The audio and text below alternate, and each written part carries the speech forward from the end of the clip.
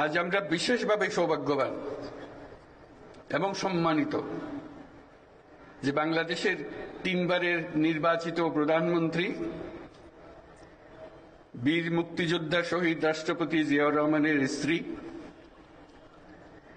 বেগম খালেদা জিয়া আজ এখানে আমাদের মধ্যে উপস্থিত আছেন।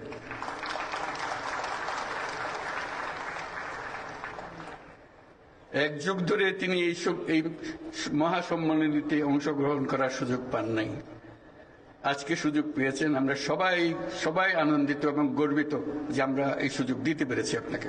জুলাই আন্দোলনে সশস্ত্র বাহিনীর ভূমিকায় মানুষের আস্থা আরো বেড়েছে জানিয়ে ডক্টর মোহাম্মদ ইউনূস বলেন, বহিঃশত্রুর আক্রমণ ঠেকাতেও প্রস্তুতি থাকা প্রয়োজন। ৭১-এর মুক্তিযুদ্ধে আমাদের সশস্ত্র বাহিনীর এই অবদান বাংলাদেশের ইতিহাসে স্বর্ণাক্ষরে লিখিত থাকবে। বাংলাদেশ